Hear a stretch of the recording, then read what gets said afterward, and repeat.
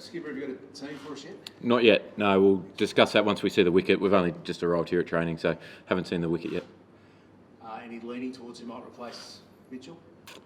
Oh, obviously Sean's come into the squad and Billy's been here.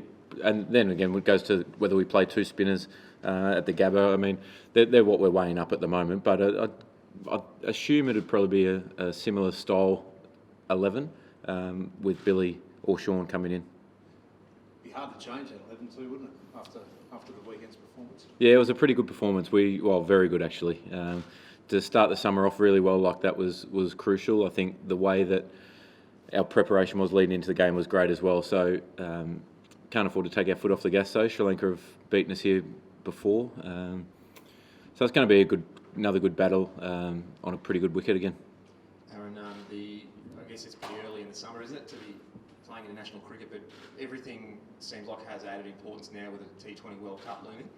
Is that how you guys are viewing it as well? Every game is a step towards your planning to be peaking for that tournament? Yeah, everything that we're doing on and off field is based around working back from the T20 World Cup, and that's with selections, that's with the way that we're managing our players and giving guys enough game time as well, so that they're getting more and more T20 exposure. I think that domestically, guys, there's enough there, but internationally we just haven't had the amount of cricket that we would have liked over the last couple of years. So the fact that we've got now 20 games, plus big bashes, plus IPLs, the 100, things like that, there's still going to be a lot of content. So a lot of importance still on performance, because it's going to be hard to get that squad down to 15. So you want to be right there and amongst it. You feel a bit added pressure with that thrust towards the T20 World Cup, or is that people, obviously Cricket Australia wants you guys to be really performing well then, people, fans as well. Do you welcome that bit of pressure and expectation in this format of the game? Yeah, absolutely, and we're just really pleased that we're playing more of it now. We've spoken about the continuity of having more games and being able to select probably more consistent side over the next 12 months, and then with the World Cup another 12 months on from there. I think it's a really great time to be playing T20 cricket for Australia, because you're getting enough game time to start to develop that squad mentality, that real connection between guys who might bat in the middle order together, who mightn't have done it a huge amount in the past. Just on the Brisbane Heat playing here, sometimes adopted a bit of a spin to win philosophy, Yep. A bit of success at times. Is that something you'll consider? Do you look at that kind of stuff? And additionally, Adam Zampa, how do you feel he's been performing? Yeah, there's quite a bit of discrepancy between the Big Bash numbers and international numbers. Obviously, there's not as many international games being played here, and spin is still very effective. We know that, and Zamps has been outstanding. I think the way that he prepared in the lead up to the first game, as well as the length that he bowled in the first game, along with Ashton Agar, they were both excellent. To not go for a boundary against unbelievable players of spin, I think was a huge credit to the way that they bowled. Do you see Agar as potentially a long-term number 7? It seems like it gives you guys a bit of flexibility with your attack. Yeah, it gives us the option. His batting's still developing, and something that he's been working on is becoming that real finisher towards the back end of an innings in T20 and one-day games. So if he can keep developing that, then it does give you a lot of options to play that second spinner, or go with 4 quicks, or if there's another all-rounder that comes in. So it actually just balances the side up really well. Saw Maxi get his chance at 3 on Sunday. Yep. Obviously, everyone wants to bat up the order in a T20 and give themselves the best chance. What's the plan there? What's the thinking in terms of, just giving these guys an opportunity to show what they can do at different points of an innings? Yeah, it was about the 6 over mark that we decided Maxi was going to go in next. Steve was scheduled to come in at 3, and I think after the start that we got off to, and how good the wicket was, we know that we needed to capitalise in their middle overs as well, and Maxi was probably best placed to do that. So that's going to be something that chops and changes depending on the starts, depending on if you're batting first or second, where you see the game sort of drifting in different parts. So that's going to be something that our middle order, they're really well prepared for. They're all prepared to be floating up and down the order and just ready to go at all stages. So I think at times you'll see 4 or 5 guys in the sheds with their pads on. You're in the middle, sorry. Did you make that call? Yeah, I made the call. The 12th man ran out some drinks and some gloves. I sent the message back. I said the general communication is if I'm out batting that JL with consultation with the vice captains will probably make that call. But it's two-way communication all the time. So you send that back, got the thumbs up, and ready to go.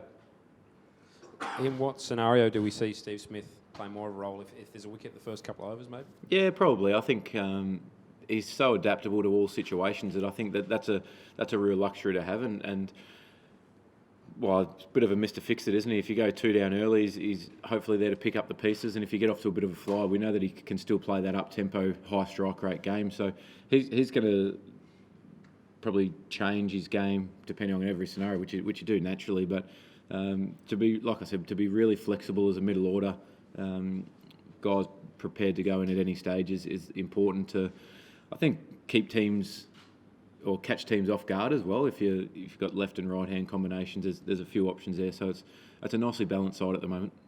There's been some talk lately about winding the fast bowlers back in training. Do you agree with guys not training flat out?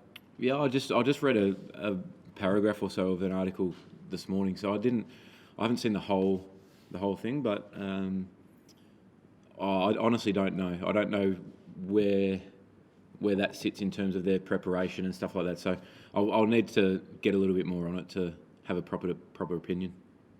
Have you met Drew yet? No. Because the reason I asked that, Mitchell hasn't either, and that was part of that article. That seems a little, I don't know, not weird, but the fact that he hasn't met Australian captain yet, and he's the head of high performance. Yeah, honestly, I've read one paragraph, and it was basically just a brief rundown of.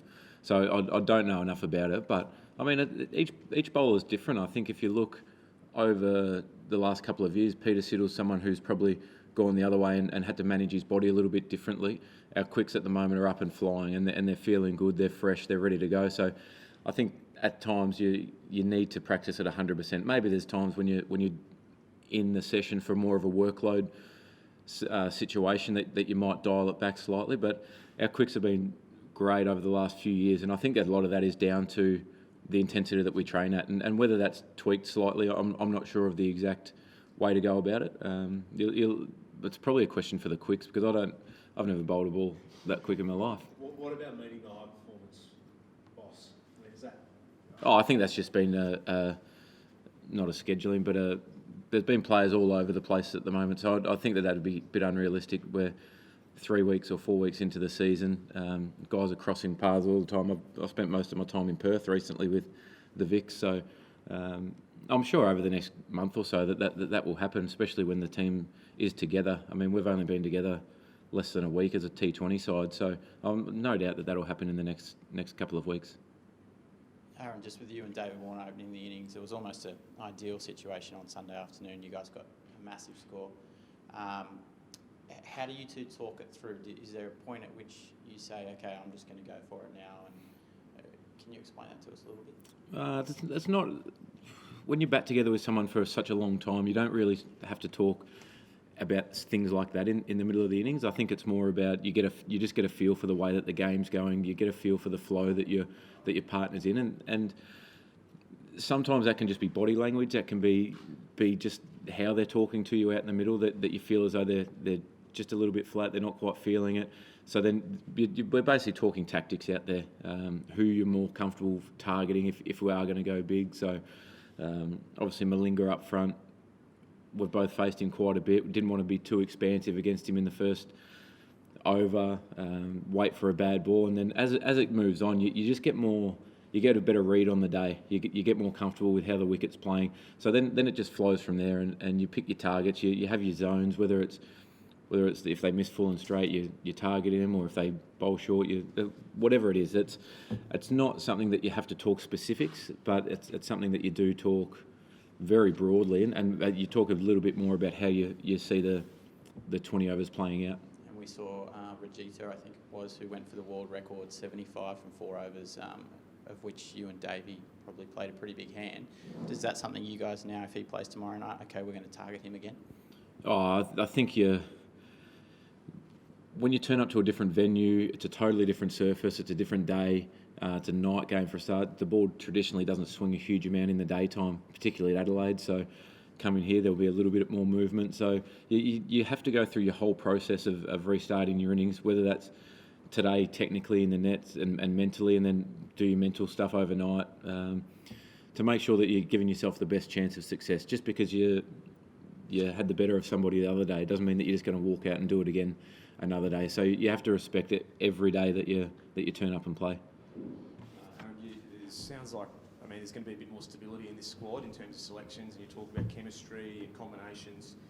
Do you think you can grow to be the best side in the world, T20 side in the world? That's the goal, yeah. We're number 5 at the moment in the world, and that's probably been a real reflection of where we've been for the last couple of years. And I think there's always times when you go through ups and downs as a side, but now we've got a specific date in mind, which is the start of the World Cup, is to really build that 12-month foundation of a really good, solid T20 side that can beat the best in the world and sustain that for a long period of time. I think that's one of the most important things, that we can sustain it. Not put a great performance up, then let it drop off. I think being a more well-rounded side, and that all comes back to the balance of the side, the consistency, the chemistry. The more we can get that going well together, the more consistent I think you'll see our side. Is it disappointing to not really have a decent hit out in the first game? It feels like the Sri Lankan side are a long way off the pace compared to you guys. Is that, you want a better game of cricket this Wednesday night or tomorrow night?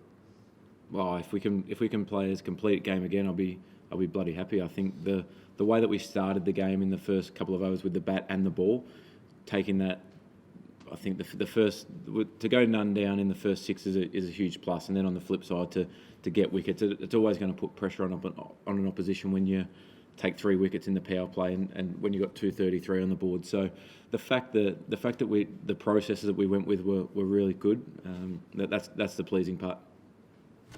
Is it easy to underestimate a team like Sri Lanka? No, not at all. We saw last time they came here, they beat us 2-1 and played some great cricket, and they're such a dangerous side. You look at their numbers. They've just beaten Pakistan in Pakistan 3-0. Absolutely great performance. They've got guys who can destroy a game in overs, whether it's with the ball or with the bat. So you never underestimate a world-class side like Sri Lanka.